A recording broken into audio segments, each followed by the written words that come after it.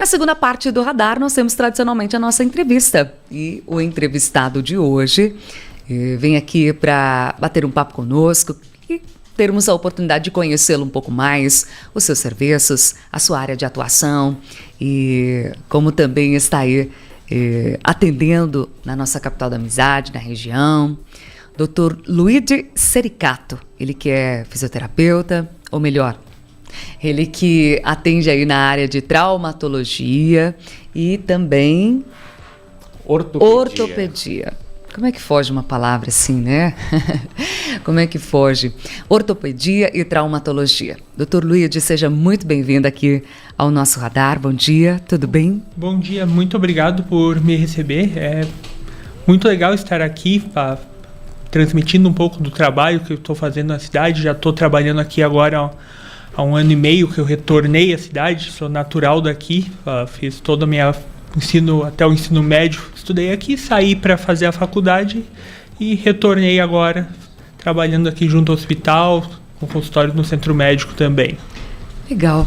Doutor Luigi, se apresente um pouquinho para nós, né? Você disse que fez a tua formação do ensino fundamental médio aqui em Pinhalzinho. Acredito que acaba sendo uma referência a questão dos pais, né, que são muito conhecidos também. Se puder falar um pouquinho para nós. Sim, o meu pai, o seu Sericato, ele trabalhava, na época ele veio trabalhar nas empresas fumageiras aqui na cidade, hoje em dia ele trabalha na UNESC. E a minha mãe, Edna Sericato, ela é advogada, até teve o escritório por muitos anos aqui junto à Rádio Centro-Oeste. Agora há um tempo saiu pela questão de espaço, mas também já são conhecidos. Eu já nasci aqui em Pinhalzinho mesmo. Legal. Temos saudade da doutora Edna, né? Era tão bom encontrá-la com frequência, né? Todos os dias. Sempre muito, muito querida, muito atenciosa conosco. Um abraço, doutora Edna. Mas, Luigi, como é que foi essa decisão pela área da medicina na sua vida? Não foi...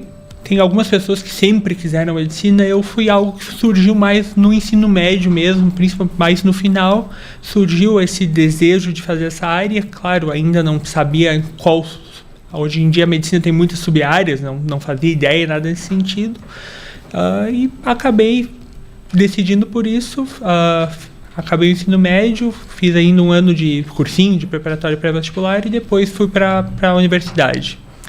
E a graduação, fizeste aonde? Eu fiz a graduação em Rio Grande, na cidade de Rio Grande, no Rio Grande do Sul, na FURG.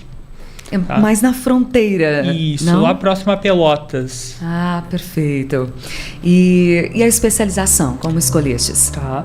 Especialização, durante a faculdade a gente passa por todas as áreas da medicina e no estágio, já no 4º ano, que a gente passa pela traumatologia e depois no estágio a gente passa novamente, eu gostei bastante da área, até na parte de cirurgia foi o meu maior estágio de ortopedia e acabei decidindo, tanto que eu fiz a minha especialização lá também, no mesmo serviço, no mesmo hospital onde eu passei durante a faculdade. Legal. Doutor Luiz, explica para nós a diferença de ortopedia e traumatologia. Qual é a diferença? Normalmente a formação sempre acaba sendo associada, mas a ortopedia ela nasceu mais para tratamento de doenças, deformidades em crianças, mas hoje em dia ela abrange as doenças do aparelho locomotor, do aparelho de movimento do corpo inteiro e de tanto adultos quanto crianças.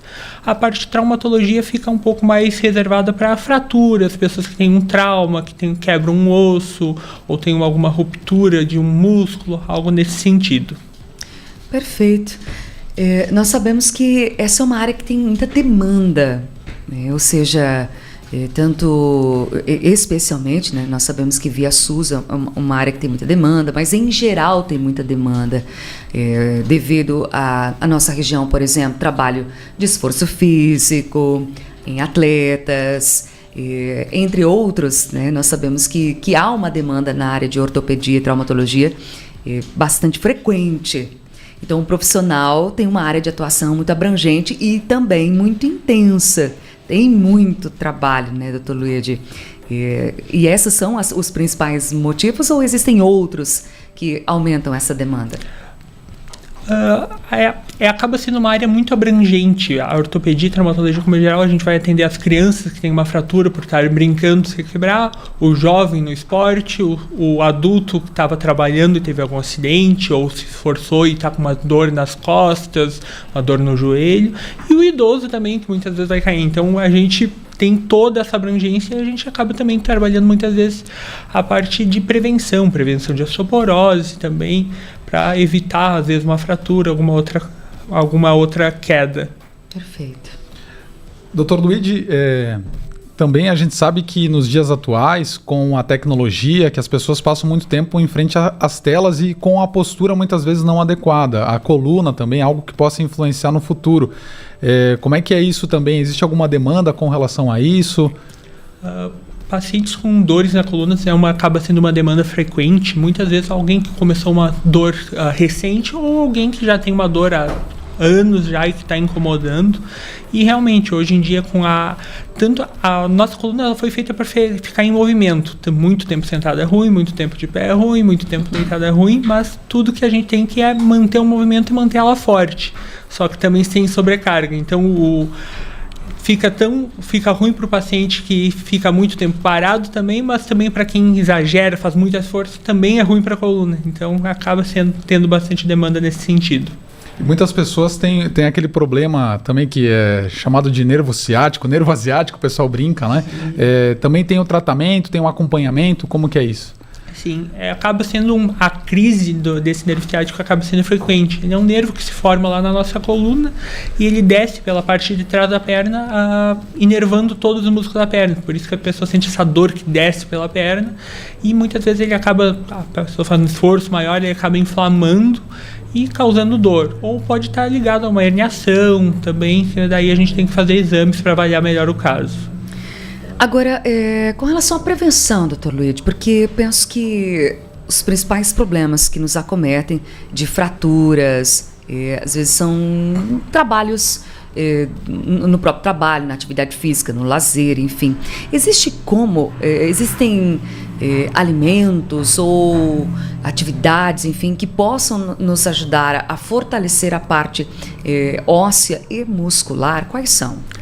Se a gente for pegar no paciente praticante de esportes, a gente vê mais lesões no paciente que ou não fazia nada e começou a fazer uma atividade, então ele não tem uma musculatura preparada, ou também às vezes no paciente que já fazia alguma atividade, já era um atleta e antes de uma competição vai aumentar esse nível de treino e também pelo mesmo motivo, a musculatura não estar preparada, leva a lesões. Já também pegando mais no idoso, já a parte de osteoporose, principalmente mulheres, pelo fator hormonal, aí há uma fraqueza do osso que predispõe a uma lesão, a fratura em si, ou a quebrar o osso. E aí tem algumas formas de prevenção. O fato de fazer uma atividade física na juventude pode ajudar a prevenir, formar uma massa óssea maior lá para a terceira idade, para a melhor idade. E também a parte tem alguns tratamentos que a gente pode fazer, com medicações ou até suplementação de cálcio também, para os pacientes que já têm uma osteoporose ou uma diminuição da massa óssea, uma osteopenia, para tentar evitar as fraturas. E claro, se a gente for pensar no idoso, a gente também fala em muito a prevenção da queda em si. O tapete, muitas vezes eu sei que gostam, mas ele é complicado, a gente vê que acontece justamente, alguma luz noturna, pegando alguém que já tem uma dificuldade maior, barras no banheiro para ajudar a evitar, a se auxiliar também. O equilíbrio já não é o mesmo, infelizmente. E alimentos? Existem alimentos que podem contribuir para o fortalecimento dos ossos? A parte de cálcio é importante, mas a maior parte das pessoas vai ter uma ingesta adequada de cálcio na alimentação já. Algumas pessoas, quando já tem alguma doença, a gente faz a reposição, mas não é para a maioria. Perfeito. Quais são as doenças que as pessoas podem ter, digamos assim, que possa atrapalhar na sua locomoção, que ela sinta bastante dores? O que a gente muito vê são os casos os desgastes das articulações, que é o que a gente chama de osteoartrose. A osteoartrose é o desgaste da cartilagem da articulação. Essa cartilagem, no momento que ela morre, digamos, que ela é machucada, infelizmente ela não volta mais. E isso pode acontecer em várias articulações. Pode acontecer tanto nas articulações do joelho, quanto no quadril, que são as que a gente acaba mais vendo no nosso dia a dia prático, que a gente tem alguns tratamentos conservadores, com reforço muscular, medicações, e também chega os tratamentos com as próteses de quadril, prótese de joelho, que são as mais comuns, mas temos prótese de ombro também. Legal. Agora, doutor Luigi, quando buscar ajuda? Porque às vezes nós temos algumas pessoas teimosas, né? E sentem dor, e eu penso que sentir dor não é normal, né? Então, vamos dizer assim, quando que eu realmente, peraí, isso aqui não tá legal, eu tô... Até essa semana nós tivemos aqui o Dr. Renan falando sobre o uso de medicação ou automedicação, e aí eu estou lá com anti-inflamatório, daqui a pouco eu tô com problema renal, mas não estou tratando a causa, né? Então, quando buscar ajuda, quando deixar a teimosia de lado? Sim, o que a gente vê é muitas vezes o paciente não tem um diagnóstico ainda, ele tem uma dor há anos em alguma articulação, vamos botar como exemplo o joelho, ele não sabe o que está causando essa dor e, dependendo do caso, isso pode estar agravando o caso dele lentamente e levando ao desgaste, como eu até acabei de falar. Depois de ter o desgaste, não tem muito o que a gente fazer para reverter esse desgaste. Nosso objetivo é evitar esse desgaste já. E muitas vezes ficam, como eu te disse, no anti-inflamatório, tomando e não procuram atendimento. Então, uma dor que está se mantendo ou se teve um trauma na parte aguda, é importante buscar um tratamento para fazer um diagnóstico. A maior parte, dá para dizer quase na sua totalidade, vai ter um tratamento. Às vezes algumas coisas não é um tratamento definitivo, não é uma cura, mas tem como tratar, manter sem dor, manter um movimento bom, adequado. A questão é trazer qualidade de vida também para os pacientes. Ok. Doutora, a gente tem uma perguntinha por aqui já. Não sei se cabe, se tem que ter avaliações, é claro, mas uma pessoa que tem 4 hérnias de disco na cervical, a melhor solução é uma cirurgia? As hérnias de disco, elas são muito variadas quanto ao seu tamanho e o que elas estão afetando na coluna. Elas podem estar apertando a medula ou os nervos que saem da medula, as raízes nervosas, e daí muitas vezes nesse caso a pessoa tem dores que não dá para pensar em tratar sem cirurgia. Mas normalmente, sem uma avaliação melhor, o tratamento inicial não necessitaria de cirurgia, seria um tratamento conservador, mas teria que avaliar o caso exatamente para ver a gravidade dessas hérnias em si. Se já fez um tratamento, já está tratando há um grande tempo sem melhora, às vezes a cirurgia acaba sendo a opção. Vou fazer uma pergunta um pouco polêmica. Se não quiseres responder, não tem problema, tá? Mas é muito comum a busca por... Eu vou usar o termo que eu conheço, talvez até tenha um termo técnico. Henrique e Felipe me ajudem, tá? Arrumador de osso, né? A pessoa teve lá uma queda e tal, torceu o tornozelo. Aí vai e busca um arrumador de ossos. Qual a sua opinião sobre isso? Se não quiser responder, não tem problema, tá? É um pouco polêmico. O que eu vejo de um pouco de dificuldade é que muitas vezes vou dar um exemplo, torção de tornozelo mesmo, tá? Muitas vezes tem uma fratura associada. Sem o raio-x, eu que sou especialista na área, eu posso imaginar, desconfiar que está acontecendo, mas certeza eu não vou ter. E às vezes nos impressiona, um paciente que tem muita dor tem o raio-x normal, um paciente que não tem muita dor não tem o raio-x normal. Então, esse diagnóstico já fica dificultado. E muitas vezes o paciente tenta procurar esse atendimento inicial e chega para mim 3 semanas depois, aí já o tratamento acaba sendo muito mais complicado. Algo que talvez precisaria de uma imobilização apenas, usar um gesso por algum tempo, já vai precisar de uma cirurgia para a gente corrigir isso. Mas é aquilo. O problema justamente é saber o que está acontecendo. Às vezes é só uma contusão que vai melhorar com ou apesar de fazerem qualquer coisa. Não precisaria nada, só que a gente não tem essa certeza muitas vezes. Perfeito. E, às vezes o pessoal se queixa dos ortopedistas, meu Deus, que exagero, né? Foi só uma torção e aí fiquei imobilizado lá 1 mês, não podia pôr o pé no chão. Fala um pouquinho disso, que às vezes o pessoal se queixa também, e o que isso, essa prevenção, esse cuidado todo significa. Isso. A gente vê aqui na região, é uma região que o pessoal é muito preocupado com o trabalho, então a gente vê alguém que tem uma fratura na mão, Às vezes, durante o trabalho, a gente vai botar uma imobilização, já não está precisando de cirurgia, só que o tempo de consolidação do osso, um tempo para colar um osso, vai ser de 6 semanas, pelo menos, para a gente começar a liberar movimento. Então, assim, 45 dias é um tempo longo, a gente sabe, mas 45 dias a gente está falando de alguns tratamentos mais rápidos, quando a gente está falando de fratura em si. E, infelizmente, aqui... não tem como a gente acelerar isso muitas vezes. Não, é algo biológico do nosso corpo que vai demorar esse tempo para ter essa consolidação óssea. E isso que a gente está falando de um tratamento rápido. Muitas vezes, depois de cirurgias, a gente pede um afastamento por 90 dias de trabalho, ou até alguns, às vezes, dependendo de cirurgias, tempos maiores. Então, infelizmente, às vezes, a cirurgia na ortopedia é o primeiro passo do tratamento. Tem toda a reabilitação, reforço muscular, depois também para ter uma volta normal às atividades. E também sempre o que eu costumo falar para os pacientes é aquilo. Esse teu tornozelo, essa tua mão vai ser o resto da vida essa mesma. Como ela ficar é como ela vai estar. Então, eu sei que é complicado agora, no momento que está com o trauma, mas cuidar o máximo possível que vai usar muito ela ainda. E falando para pessoas que trabalham, por exemplo, em empresas, tanto muito sentadas quanto de pé, tem algumas dicas, orientações, o que elas devem fazer, atividades físicas, algo nesse sentido, para não desenvolverem algum problema futuramente? Algumas pessoas elas já fazem alguns esforços durante o trabalho e não praticam atividade física fora. A atividade física focada seria interessante, pensando em ter uma musculatura melhor para evitar lesões. Isso tanto no trabalhador que já faz mais força, quanto no trabalhador mais sedentário, ou trabalhador que fica mais sentado, não acaba fazendo esforço. Seria importante os dois casos. E aquilo, a mudança de posição. Fica muito tempo sentado não é o ideal, mas também muito tempo sentado também não é ideal. Então, dar algumas pequenas pausas, caminhar um pouquinho seria ideal.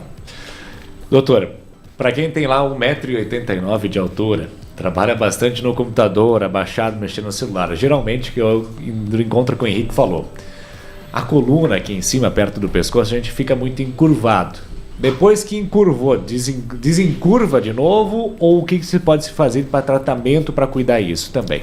A maior parte das alterações nesse sentido vão ser mais posturais mesmo, não vai ter uma alteração na parte óssea, ligamentar, que vai estar mantendo essa curvatura. Claro, a gente tem doenças reumatológicas também que vão levar a alterações no osso em si, que essa curvatura vai ficar fixa e não tem como reverter ela mais. Mas acaba sendo mais postural, ergonômico, uma posição adequada durante a atividade, do que ser algo definitivo. Claro, a gente vê o idoso muitas vezes que fica mais baixinho, digamos, encurvado.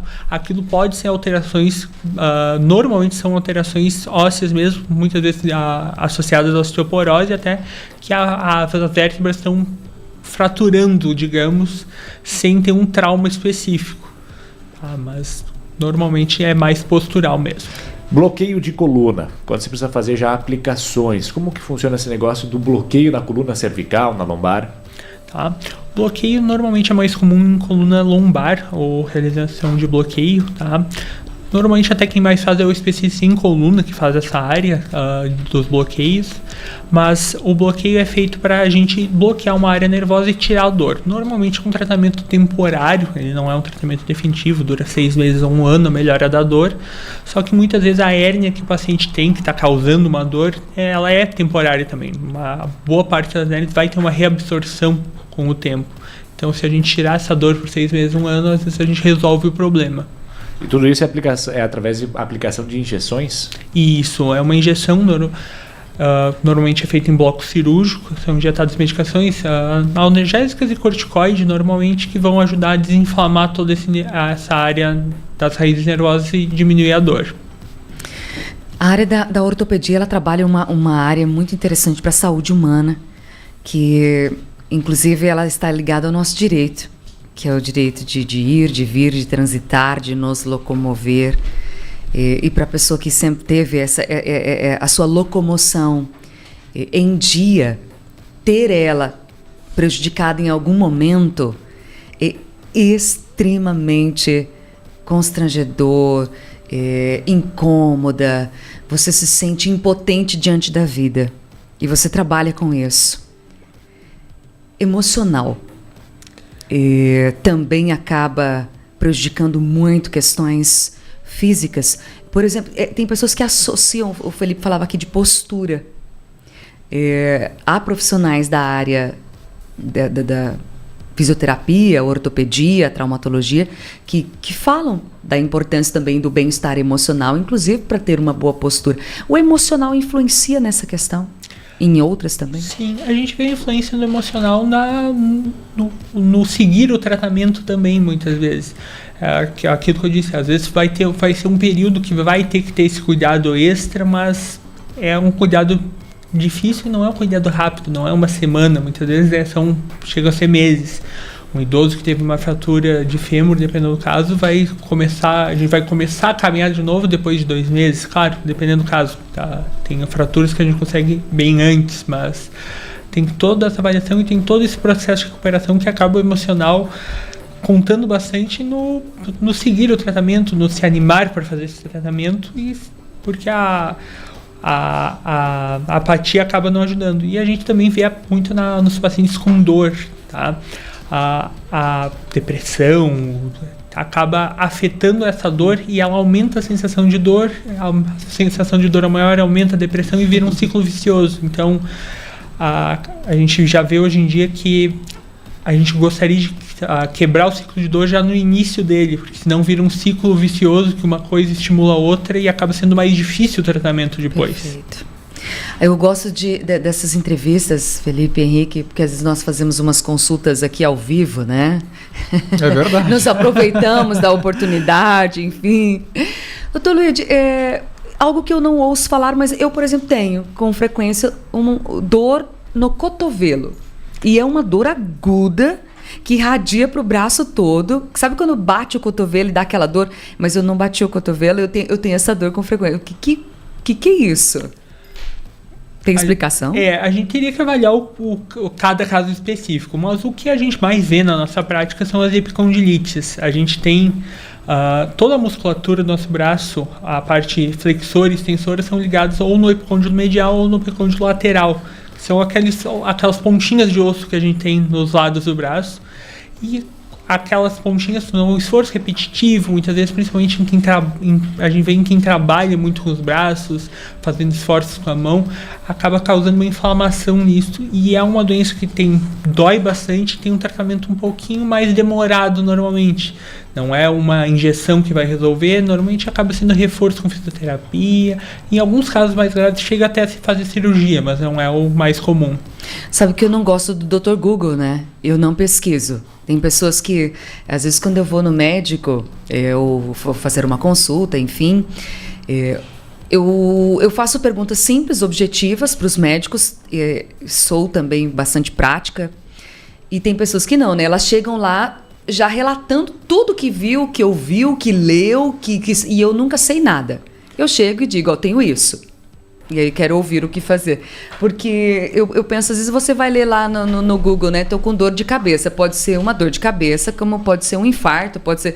Daí eu digo, não faz sentido, né? O tal do Google para medicina ainda não é a minha principal fonte de referência. Por isso que às vezes eu me aproveito, assim, Henrique, quando vem um profissional.